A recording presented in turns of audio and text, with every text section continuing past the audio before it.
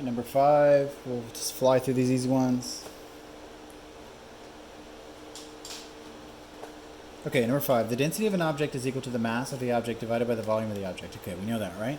What is the volume in milliliters of an object with a mass of 24 grams, a density of 3 grams per milliliter? Okay, let's write this out. The density d of an object is equal to the mass divided by the volume. Okay, we've seen this a ton in all of our science classes. What is the volume in millimeters of an object? Let's just switch these two. So volume is mass divided by density, right? Cross multiply, divide. So we just need to put our mass, which is 24 grams, divided by our density, which is 3 grams per milliliter. So grams, grams, cancel, right?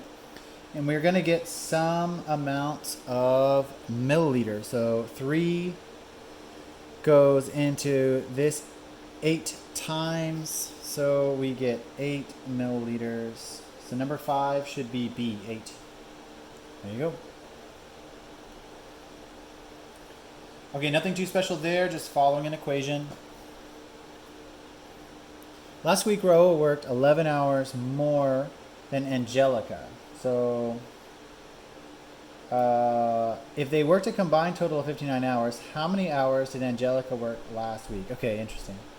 So you could do this intuitively, right? So if Raul worked 11 more than Angelica, right, so you need to take their total combined hours, and we need to subtract 11 to figure out Angelica's hours. How many hours did Angelica work?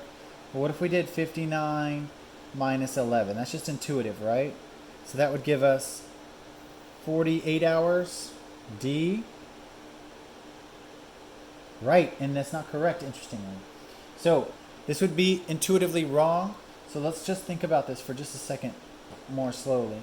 So last week, Raul worked 11 hours more than Angelica. So Raul plus Angelica equals 59 hours. Cool? If they worked a combined total of 59 hours, how many hours did Angelica work last week? So Raul worked 11 more than Angelica. So let's see, Raul plus 11 plus Angelica's would give us 59. So yeah, we subtract that. We get Raul plus Angelica is 48. And then obviously we split them here, right? This is like, we want just Angelica's. So now they've worked the same amount. So we could divide this by 2. So Angelica would be what, 24 hours? Yeah, there we go. So you could see the intuition fell apart with the very last step. Let's see. Yes. There you go. Okay, so if you want clarity on that one, you would need to think that, you need to think this. We need to think Raul worked, how do we want to say this? Raul's hours plus 11 more plus Angelica equals 59 hours. Cool. And now, really, we don't need to say Raul plus 11. We could just say Angelica, right? We could reference that as Angelica plus 11 hours. And this actually equals Raul's hours. All right, that's the best way to write that. And then, of course, we get 2A equals 48, and Angelica must be 24.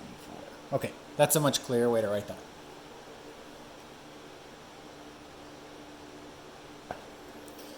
Cool. Number 7, again, just flowing through these. We're doing good on time. Movies with the greatest ticket sales in 2012. Table of represents 50 movies that have the greatest tickets. Okay. What proportion of the movies are comedies with a PG-13 rating? So let's go comedies, PG-13. There's our number. So it says the table above represents 50 movies. It says what proportion of movies are comedies with a PG-13 movie rating. So what proportion of the movies are comedies with a PG-13 rating? Okay.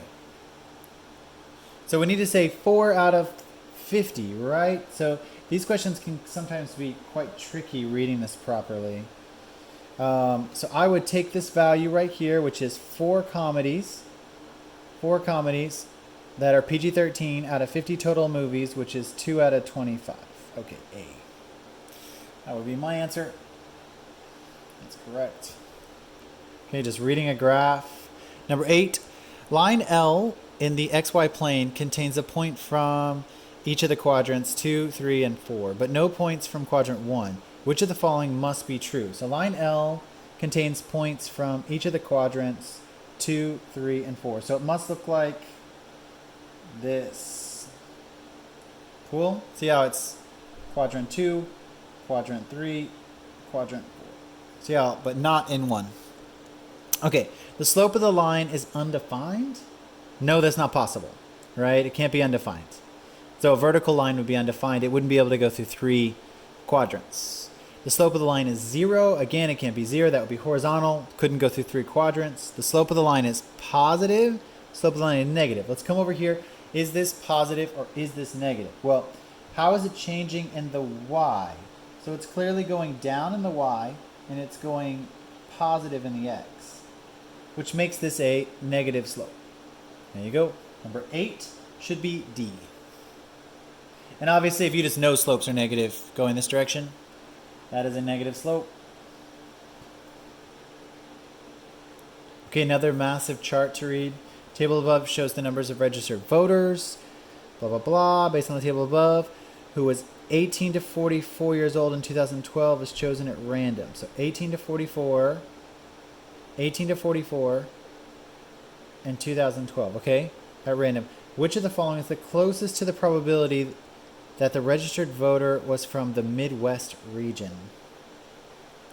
Okay, so we need to combine these two, 18 to 24 and 25 to 44. So the Midwest would be here. We need to combine these numbers, right?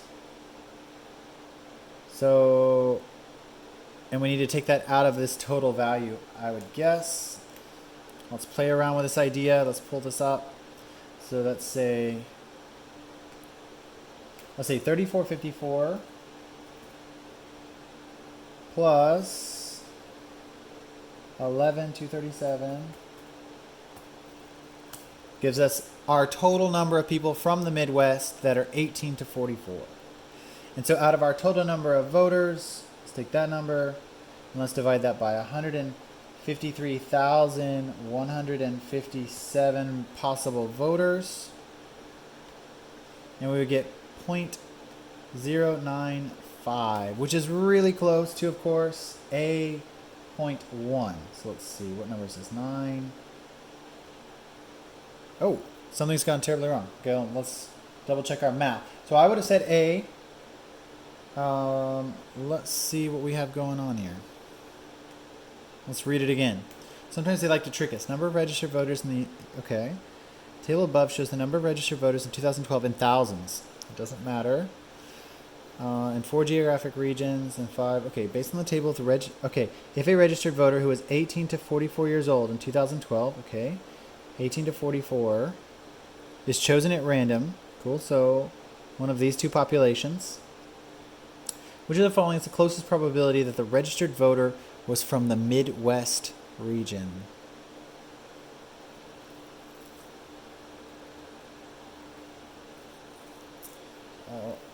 Let me go ahead and pause this.